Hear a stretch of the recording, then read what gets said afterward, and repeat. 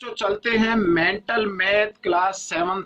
यहाँ पर आप जो अपनी स्क्रीन पर देख रहे हैं ये लास्ट ईयर का बच्चों जोनल लेवल का आपकी मेंटल मैथ की क्विज का एग्जाम पेपर है। ठीक है, ये क्वेश्चन आए थे तो आप देखिए कि किस तरीके से क्वेश्चन पूछे जाते हैं। आइए करना शुरू करते हैं। मैं हूं हरी सर और आप देख रहे हैं मेरा यूट्यूब चैनल चलो कदम बढ़ाए।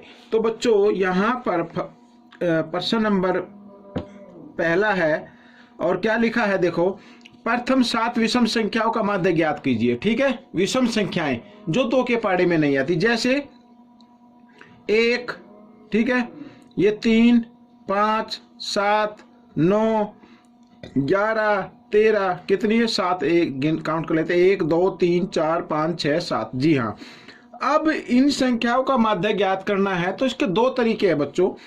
या तो आप इसको प्लस करें, ये जो बेसिक तरीका होता है इस तरीके से 7 संख्या तो 7 से इसको भाग कर दे, या फिर एक दूसरा तरीका होता है बच्चों, वो दूसरा तरीका मैं बताता हूं।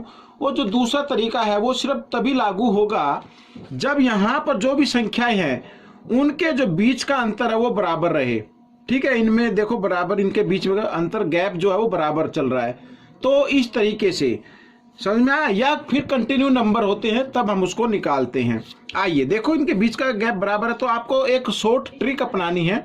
आपको क्या करना है, पहला अंक और लास्ट वाला, ठीक है, पहला लिया और लास्ट लिया, इन दोनों को जमा करके 2 से भाग कर दीजिए। तो 14/2 और 14 को जब 2 से भाग करते हैं तो 7 आ गया बच्चों, ये आपका माध्य बन जाएगा। ठीक है, आइए अगला प्रश्न कर लेते हैं। यहाँ पर अगले प्रश्न में लिखा है प्रथम 5 अभाज्य संख्याओं का माध्य ज्ञात कीजिए। अब अभाज्य संख्याएं बच्चों, इनका बीच का गैप तो बराबर होता नहीं। ठीक है, तो हम इसको बेसिक तरीके से करेंगे। तो प्रथम 5 अभाज्य संख्या, तो अभाज्य संख्या 2 हो गई। ठीक है, यहाँ पर और 3, यहाँ पर सबसे छोटी अभाज्य संख्या 2 होती है बच्चों, 1 माना नहीं जाता। तो 5 और 7, ठीक है बच्चों, यहाँ पर फिर ये 11, इस तरीके से हो गई ना 5, 1 2 3 4 5। तो इसको हमें क्या करना, 5 से ही भाग दे देना है। आइए जमा कर लेते हैं। तो देखो यहाँ पर 7 और 3 हो गए 10, ठीक है, 10 और 11 21, 21 और यहाँ पर बच्चों 7 28, तो 28 हो गए बच्चों। तो 28/5, तो 5 से इसको भाग करेंगे तो देखो भाग कर लेते हैं इधर, तो यही आपका क्या होगा, माध्य हो जाएगा। 5 पंजे 25, ठीक है, भाग घटा दिया, 3 आ गया, आगे कोई अंक नहीं है तो दशमलव लगा के 0 लगा, 5 6 30, तो 5.6 आ गया बच्चों ये। ठीक है, अब अगला प्रश्न देखो, यहाँ पर लिखा है कि दी गई 7 संख्याओं का माध्य 19 है। 7 संख्याएं, उनका माध्य 19 है, तो इन संख्याओं का योग बताए। तो योग बच्चों, ठीक है, जितनी संख्याएं होती है उसको उसके माध्य से क्या कर देते हैं, गुणा कर देते हैं, वही उसका माध्य आ जाता है। 19 7 133 होता है, तो 133 इसका माध्य आ जाएगा। ठीक है, आइए आगे क्वेश्चन कर लेते हैं। यहां पर प्रश्न नंबर 4। तो बच्चों अब देखो यहां पर ये संख्याएं हैं का माध्य 6 है। ठीक है, यहाँ पर आंकड़े दिए गए हैं, 6 दिया हुआ है, x का मान ज्ञात करना है। आइए तो बेसिक तरीके से करेंगे, 5 जमा 6 जमा यहाँ पर x जमा 2, ठीक है, और जमा 3 जमा 4 जमा 8। अब ये कितनी संख्याएं होगी, इसको मत गिनना, कंफ्यूज हो जाओगे, 2 को भी आप काउंट कर लोगे। तो यहाँ से गिनो 1 2 3 4 5 6, और इसका माध्य कितना है, 6 है। ठीक है, आइए इधर कर लेते हैं। अब सबको इनको जमा करते हैं, 6 इधर भाग में, इधर आकर गुणा में हो जाएगा, ये तो मालूम है आपको। अब देखो 8 और 2 कितना होता है बच्चों, 10 होता है।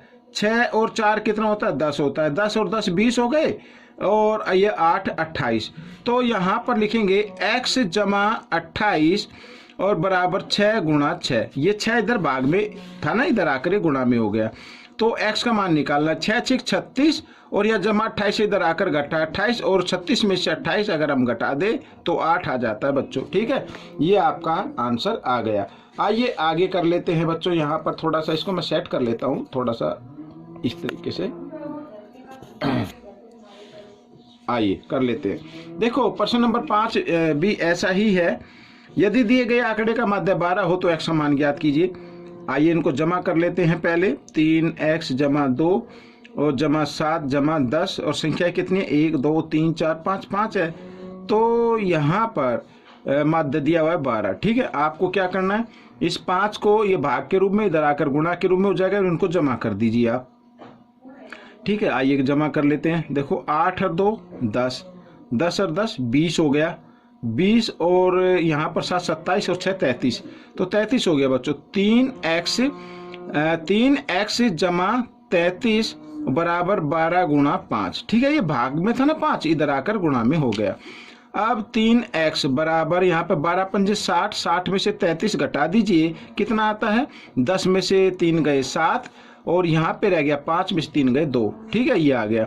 अब यहाँ पर बच्चों 3 गुणा में है, इधर आकर ये भाग में हो जाएगा, इसको मैं हटा देता हूँ, इधर भाग में लिख देता हूँ। 3 9 27, तो x बराबर आ गया 9। ये आपका उत्तर आ जाएगा। ठीक है, अब प्रश्न नंबर 6 देख लेते हैं। यहाँ पर प्रश्न नंबर 6 में भी ये कहा है कि जो दी गई संख्याएं इनका माध्य ज्ञात करना है। ठीक है, यहाँ पर तो 2, अब देखो बच्चों यहाँ पर जो संख्याएं हैं इनके जो बीच का डिफरेंस है या गैप है या अंतर है वो बराबर नहीं है, तो हम बेसिक तरीके से ही इसको करेंगे। 1 2 3 4 5 6।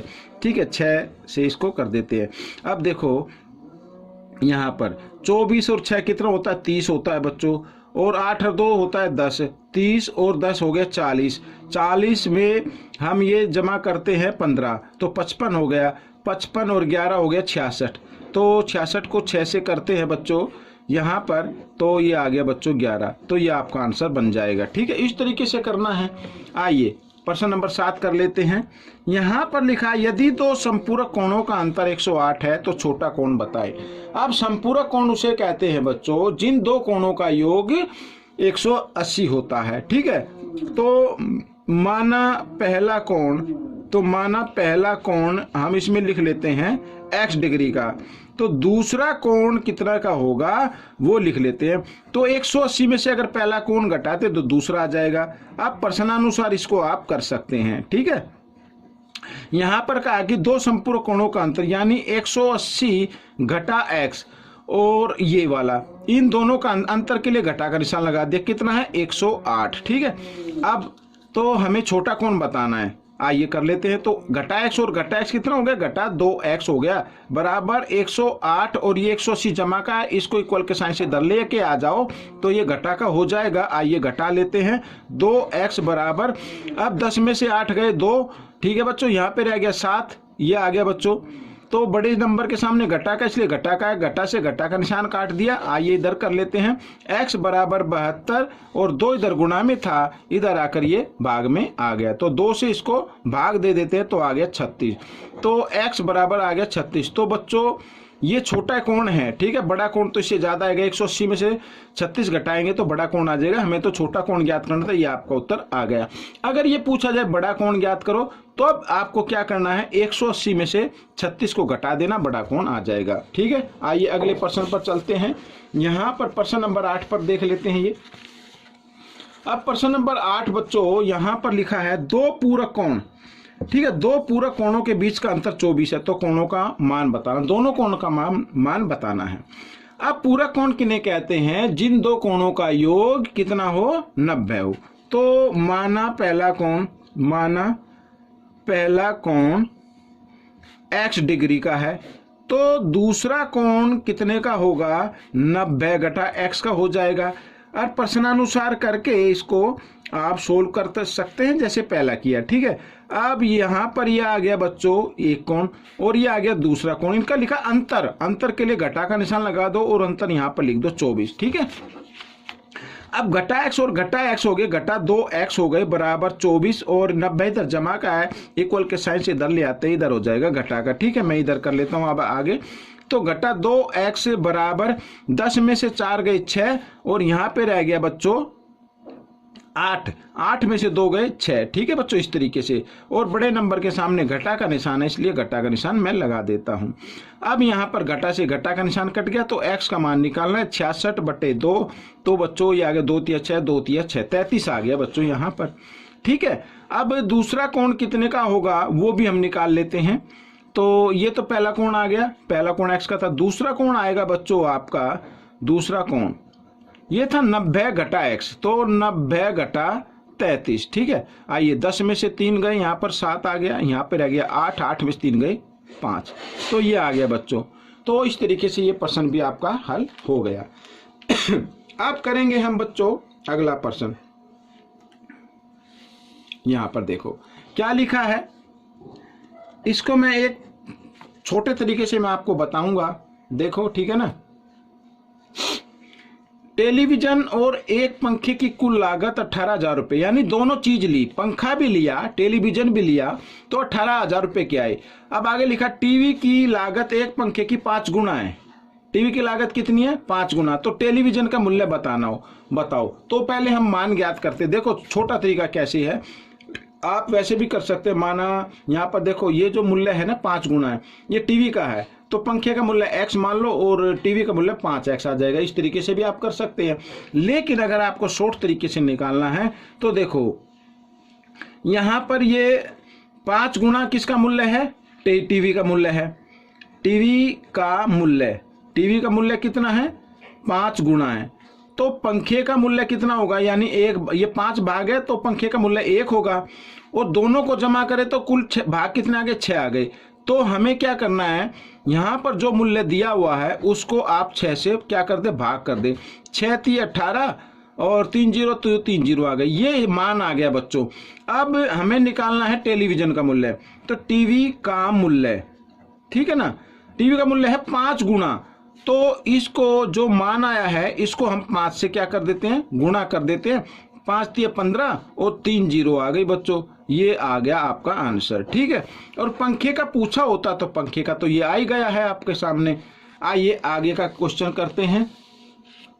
यहाँ पर बच्चों लिखा है, यदि हम एक संख्या के 3 गुणे में 14 जोड़े तो हमें 41 मिलता है। अब संख्या का 3 गुणा, मैं डायरेक्ट लिखता हूं, संख्या का 3 गुणा, ठीक है। तो संख्या बतानी है ना, संख्या का 3 गुणा आप लिख लीजिए 3x। अब अगर आप लिखे माना संख्या x और संख्या का 3 गुणा 3x, ऐसे भी कर सकते हैं। अब प्रश्नानुसार, ठीक है, इसमें लिखा है, क्या लिखा? संख्या के 3 गुणे में, ये 3 गुणा हो गया, इसमें 14 जोड़ दिया, ये जोड़ दिया, तो हमें मिलता है 41। तो आइए करते हैं। 3x बराबर 41, 14 इधर जमा का, इधर आकर ये घटा का हो जाएगा। अब यहाँ पर 11 में से 4 आप घटा दीजिए, 7 आ गया, और यहाँ पे रह गया 3 में से 1 गया 2, ठीक है ना। x का मान निकाल लो। अब x बराबर 27, 3 इधर गुणा में था, इधर आकर ये भाग में आ गया, 3 निम्न 27। तो बच्चों वो संख्या कितनी हो गई? 9 हो गई। आइए आखिरी प्रश्न कर लेते हैं इस भाग का। अब लिखा है, पिता की उम्र और बेटे की उम्र का योग 90 है, ठीक है, 90 है। पिता की उम्र बेटे की उम्र की 4 गुना। अब ये भी आप छोटे तरीके से निकाल सकते हैं। अब यहाँ पर पिता की उम्र कितनी है? 4 गुना। तो इसका मतलब बेटे की उम्र कितनी होगी? 1 होगी ना भाई, तभी तो 4 गुना बनता है, ठीक है ना। और इनकी आयु का योग, यहां पर अगर ये वाला भाग देखे तो ये बन रहा है 5, लेकिन दिया हुआ कितना है? 90। तो दोनों बराबर हो गए। तो हम क्या करते हैं बच्चों, इस 90 को इस 5 से भाग दे दीजिए, ठीक है। तो आ गया 18। तो ये तो आ गई बच्चों, किसकी आ गई एज? बेटे की एज आ गई। अब पिता की उम्र बतानी है, तो पिता की उम्र 4 गुना है ना, तो इसको 4 से गुणा कर दो 18 को, 18 चौक 72, ये 72 वर्ष आ जाएगी बच्चों, ठीक है। इस तरीके से कर सकते हैं। अदरवाइज आप बेसिक तरीका का भी यूज कर सकते हैं, ठीक है। माना इस तरीके से, माना बेटे की उम्र, ये सवाल आपका हो चुका है, ये आपका उत्तर आ गया है, लेकिन मैं बेसिक तरीका बताता हूं छोटा सा। माना बेटे की उम्र x वर्ष, तो पिता की कितनी होगी बच्चों? पिता की होगी 4x, ठीक है। बेटे की 4x है ना बेटे की, तो बेटे से 4 गुणी है ना, तो 4x हो गई। इस तरीके से तो इनकी आयु का योग क्या है? अब देखो x + 4x बराबर कितना है 90। तो 4x और 1x कितना हो गया 5x बराबर 90 हो गया। तो x का मान निकाले तो 90/5 आ जाएगा ना, इधर 18 आ गया, ये x का मान आ गया, वही हमारा ईमान आया था। अब आपको पिता की उम्र निकालने, पिता की 4x है तो 4 × 18 तो तभी आ जाएगा। ठीक, तो इस तरीके से आप इसको कर सकते हैं बच्चों। ये वीडियो कैसी लगी मुझे जरूर बताएं, इसमें से सीखकर दूसरे बच्चों को जरूर सिखाएं। मिलते अगले पार्ट में, तब तक के लिए धन्यवाद।